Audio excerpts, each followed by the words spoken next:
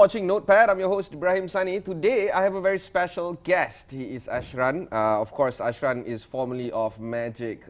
We know him from that particular organization, but he's much, much more than that. He has started numerous startups. Of course, he has also been attached with numerous organizations, including NEF, the New Entrepreneur Foundation, as well as My Harapan. Today, I'm speaking to him about his latest endeavor, which is Dattel Asia. Dattel is, of course, a consumer insights company, and we want to ask him about what is making Dattel a little bit different from the competitors that are in the market. Again, Ashran, thanks for spending the time with us. No, pleasure to be here, Brian. Yeah. Let's start with the first question. What is Dattel? The term that we use essentially is we are a consumer intelligence company, right? And the next question that people ask is, so what is that what exactly, is that? Yeah. Right? It's really about trying to understand consumers holistically. So what we've done essentially is look at harvesting data of consumers from an omni-channel perspective, as we call it. So multiple sources of data, put them on a platform so that brand owners, ad agencies, and so forth are able to actually look continuously at consumer behavior patterns. How do you manage this? Because you want the most visibility of consumers for your clients, but at the same time, because of the rise of privacy concerns, anywhere from Cambridge Analytica to just email breaches. Right. How do you marry that two? Well, we literally marry best of both worlds on the tech space and also fundamental research, right? So one of the approach that we take when we started this was we actually curate a bunch of individuals who are willing to be respondents. Or panelists, so to speak, within the Dattel exercise. And by virtue of that, there's a couple of things. There's transparency within those people themselves. And when there's transparency, the issues that was brought up or that people have faced with regards to either Cambridge and all those things doesn't come into play. People are aware as they embark on that journey with us, essentially. And we ensure that there's always a transactional exercise between us and the respondents themselves. So that's one aspect on things. The other aspect is that it's not so much about you, Ibrahim, for instance, right? It's about understanding people that is similar to you. So when people ask me about what about infringement of privacy and all those things and so forth, I'm not trying to sell something directly back to you. It's really a philosophy of trying to understand consumer behaviors better, so that either from a policy at the government lens can be done a lot better, or products and services could actually be designed so that it fulfills the evolving needs that we have. But there's plenty of consumer analytics companies out there, new age companies, Right. including traditional companies, Right. Consumer survey companies, Right. anywhere from AC Nielsen, something similar. Right. How do you stand out with your competitors? So how, one of the key things that we've been able to break through even the tier one type of companies out there is while everyone talks about trying to understand consumers holistically, like most things, right, the secret sauce comes under the hood. And how we've designed things, as we explain to our clients, is that when we study a consumer holistically, so I take you again, right? If you had agreed to be one of our respondents and you fit our profile that is going to be nationally representative, we study you holistically, right? So you're in the panel 24/7 throughout the year, right? And we study from your behavior of what you eat, your movements, all those things per se. Your competitors don't do this? They do it in isolation, right? So when somebody engages a company from an F&B lens, they will go out and look for consumers within the F&B space. So you end up reading reports, essentially, right, that is in isolation, that is taken from different groups of people, right? What we've done here, essentially, is manage a community that is maintained throughout the entire year. And because we're studying that group across multiple aspects, right, on our analytics platform, you are able to cross-tabulate, as we call it, between one vertical to the next vertical. Otherwise, right, if somebody does a study in F&B in one space, and then does a study in, say, lifestyle, you cannot cross that data, right? Because they're just two different, I mean, you can. People have been doing it. I mean, right now, people take two reports, they see the age group or whatever it is looks pretty much the same. They'll just say that, because of this, hence it's this. We're saying that in this day and age, that's not enough in terms of doing this, per se, number one. Number two, when you talk about consumer behavior, right, especially in this day and age, where consumers are actually very complex in nature, and we've got this term that we call irrational consumptions of consumers, right? And all we mean essentially is that a lot of people, when they design a product or a service, it's always based on income levels. They go, okay, if our product is this, I think we can target male, female within this income bracket and so forth. But the reality is today, right, you got a fresh graduate that will go out and find ways and means to buy an iPhone, which is pretty expensive, right? And then after that, everything else part of their life goes at the low end of the spectrum. I'll eat Maggi mee, I'll buy the cheapest of stuff. So gone are the days where you're actually profiling potential customers based on demographics sahaja, right?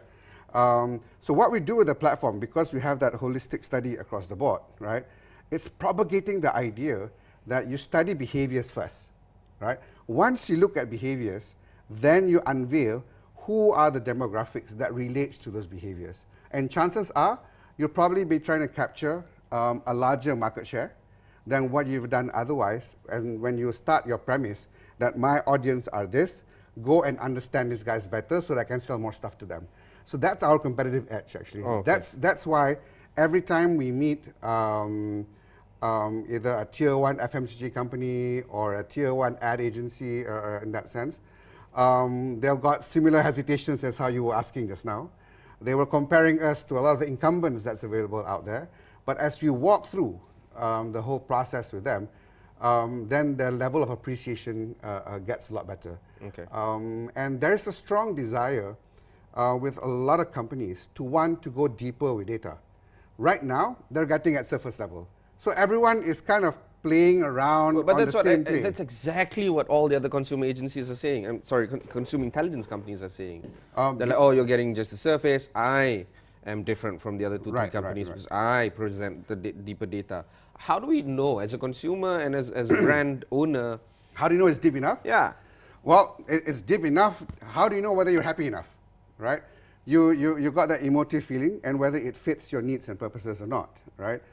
So one of the pain points when we met a lot of companies before this is that when they're presented with data, right, the reality is, number one, no one company can say that I can give you every single thing. If anybody says that, probably not. They're probably stretching it a little bit too far, right? And we don't claim that we will get everything. But what we claim to people is that we'll probably be able to give you about 3/4 of what you need, right?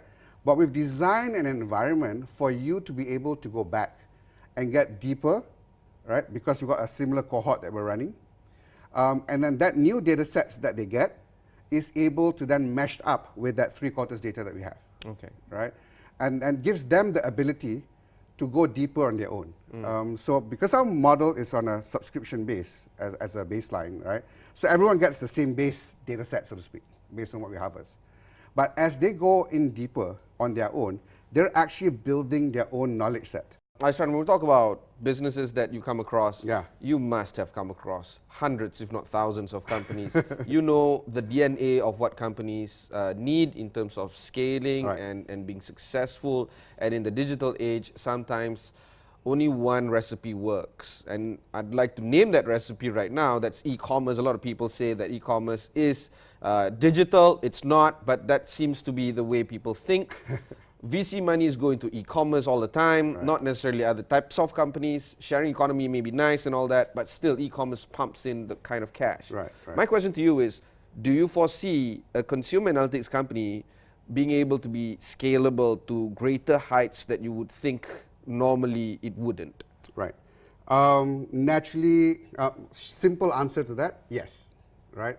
Otherwise, I wouldn't be here also taking this journey. I thought you were here for me. So. No, not here. Here as in Dattel lah. Yeah. Apa ni? But one of the reasons why I kind of moved from Magic and decided to join Dattel and kind of carry that flag forward is that I was sold by the aspiration, right?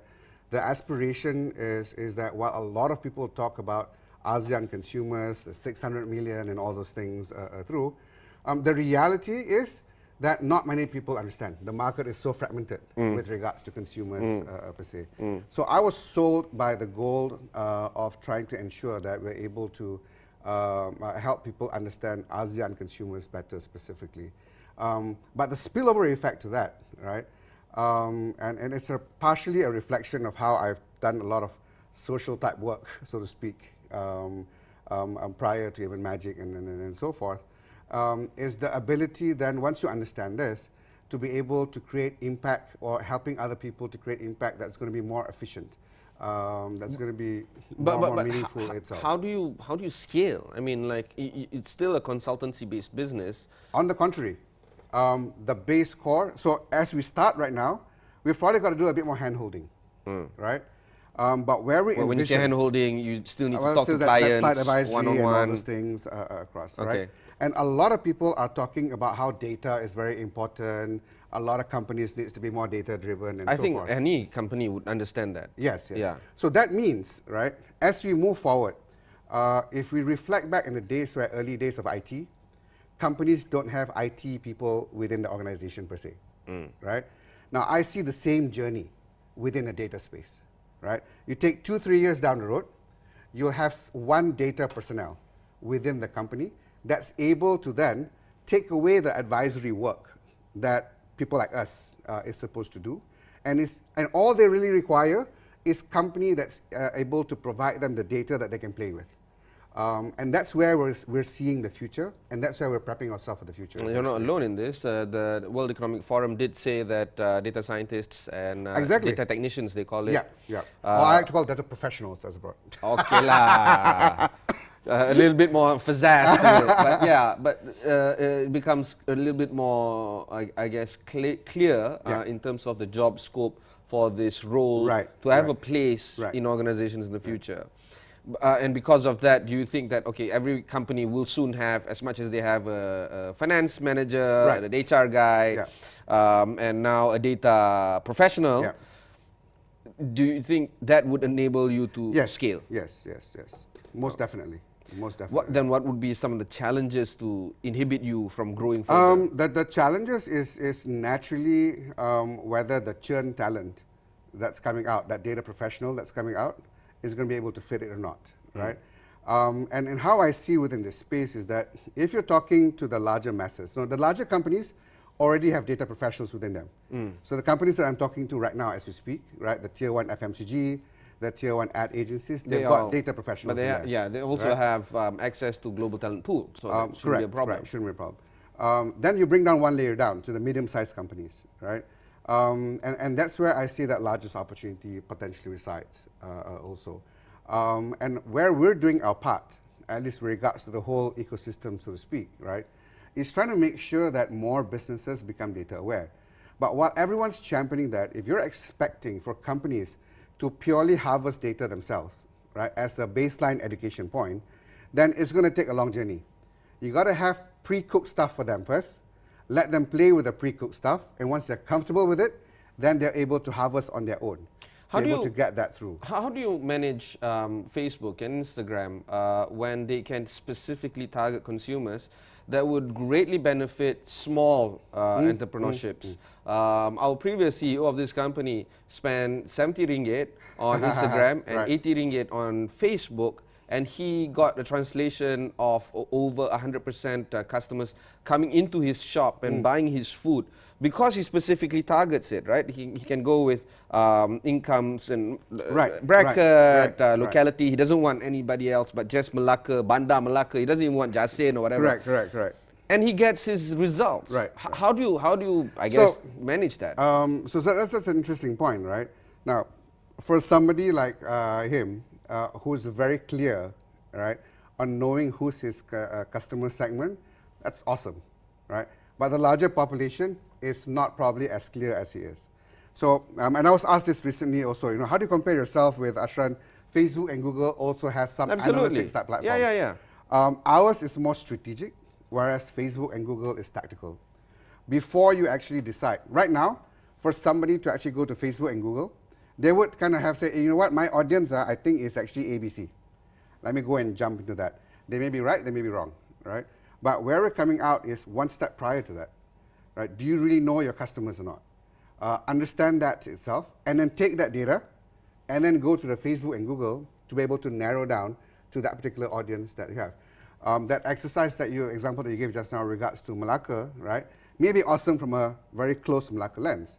But what if right now you have an insight that says, actually, you know what, if you target somebody from Selangor, Negeri Sembilan and this, with this kind of behavior, they will also be flogging to your place, right? So while the ROI may be there, but it's about also maximizing that yield of ROI that you can potentially get. There's also the ease of doing business with Facebook and Instagram and all these other guys, right? I mean, it's a personal credit card. Yep. It's easier to buy ad with them than it is to buy Touch 'n Go. This morning I had to buy Touch 'n Go with a credit card. It's horrible. It's just, the process is just horrible. Only one machine. So it's so easy for Facebook to take money from me. Right. How do you bet against that? How do I bet against that? Well, in the context of what we're doing, essentially, it's part of a value chain. So whether it's Facebook or anyone that's at that point, right? To me, the more of these players out there, the more that people would need the stuff that we do, because they need to be able to decide which ones do I really go that matches the kind of people that I'm trying looking out for. Because all these platforms provide is the community that's within their space, right? And what the community is doing. What we're providing to people is that who you should be actually be talking to. And once you have that clarity of decision, your ROI as you go to Facebook, your ROI as you go to Google, or any other platforms that may have those communities out there, will yield a far better effect in that. Otherwise, constantly, it'll be a trial and error. You don't feel it. You just see whatever works. We see whatever works, it doesn't work, but you know, it's already sucking out your credit card. Right? And you kind of convince yourself that it's okay, it's a learning process, and opposite. Right. But we also live in a world that as long as no one comes out and give a better alternative, a better way of doing something, people will continue to do that. Right. That's just by behavior, how we operate. Okay. All right. We'll take a short break. We're having a very fascinating conversation with Ashran Ghazi of Dattel. Don't go anywhere. We're going to continue this conversation after this.